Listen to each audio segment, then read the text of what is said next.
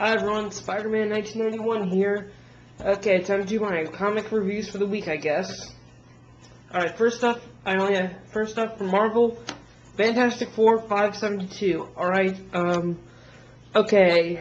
this was a good conclusion to a good story. I mean, it was Reed Richards joining a group of a bunch of other Reed Richardses from alternate Earths that come together to try to solve everything, like all the universe's problems or whatever. Then Celestials appear, and Reed joins in the battle and helps fight them.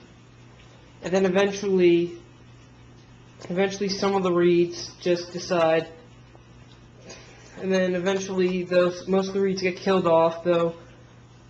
So our Reed goes back to the Baxter building to try to get some ammunition and weapons to help them. Then Sue Storm shows up near his lab door, starts talking to him, and he has a little bit of a moment of relapse, I guess, and he goes back to help with the battle, and they defeat the Celestials, and then now pretty much want Reed. Reed pretty much talks to another version of himself about who's apparently lost his his genius. He's lost his gift, and Reed tells him it's okay, but he says, no, I have nothing in that. I don't even have Sue or Johnny or Ben. And it's like, dude, really? And so Reed realizes that that they even put the tagline on here, the cost of solving everything is everything. Which I have to admit, that kind of is true, and I think it's a good lesson for Reed, I guess, that once they join the council, he's never going to go back to his Earth, so he decides to just go home forever and forget this. But then the Reed that he's been talking to yells back, "You'll be back! You'll be back!" And it also has a final flashback to Reed with his father talking to him, and his father says that he's a good kid, he's smart, and that he wants him to do better than him, to be a better friend, be a better husband, be a better father. And pretty much the end is just Reed getting out of his lab to see Sue.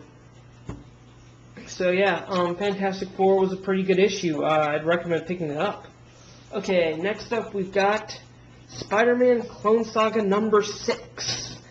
Okay, Clone Saga, alright, this issue just pretty much it opens up on on Scarlet Spider fighting Kane, and he states that while he's trying to make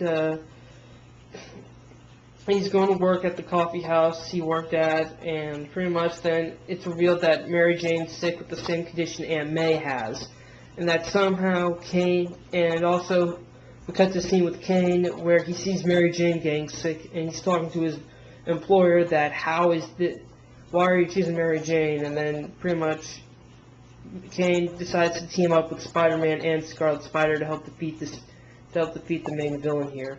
So Kane and it's funny when you see Kane, Peter, and Ben go and break into the villain's factory and stuff. It's hilarious because you got Ben and Peter bantering back and forth, but Kane's just doing nothing but pounding his way through. And then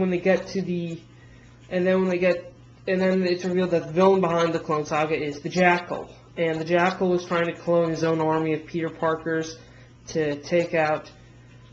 Well, pretty much this is what he knocks out all the Peter and his two clones, and which helps reveal that Kane is a clone, and then Jackal takes a sample of Peter's blood and Ben's so that he can create his own army of Peter Parkers to take over the world, which is just kind of weird, though, that you would use Peter Parker, but pretty much Marvel, I have to say that these are two really good issues, and I recommend picking them up. All right? Okay, I spent about maybe half the issue. Next up, we've got Batman 690. Okay, short and to the point. I was kind of bored with this. Really, I mean, Catwoman does make a guest appearance, but the Falcone. Wait, was it Falcone? Let me take a look. And pretty much it deals with Batman and the. Let's see here. And it pretty much deals with Falcone. Yeah, it deals with the Falcone family and Black Mask and stuff. kind of starting. I don't know. I'm kind of starting to lose interest in Batman. Maybe I don't know. I want to see. I'm just gonna keep getting this. I mean, we're just 8 issues away from Batman 700, so maybe we'll get better then. Next up, World's Finest #1. This is a 4-issue miniseries, and it will feature one member of the Superman family teaming up with a member of the Batman family. Alright, for the first issue, though, I like the pairing. It was Red Robin and Nightwing.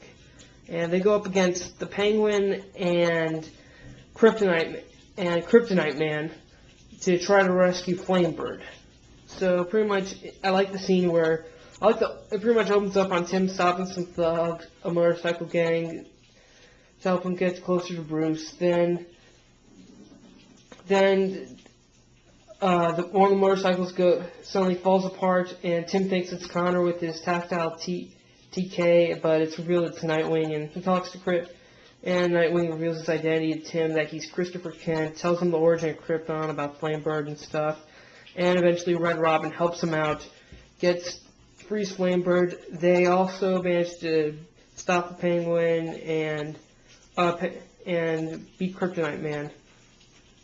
And so also they helped him get the artifact he was looking for to help get Bruce back. So once again, Nightwing kind of believes Tim that Bruce Wayne is alive, I guess, it's implied. And the end scene is that Kryptonite Man is being held by Toyman. Toyman, well, I have to say that World's Finest #1 was good. I mean, it was kind of like that sort of, good as in not dull, but it was good to see. I think it's a good team-up. I mean, it was just one solid issue, and yeah, hopefully this miniseries will get a little better, I guess. Okay, next up we've got Superman 693. Alright, short summary. Mon-El is in 7734, held by General Lane. General Lane makes him an offer to join the team.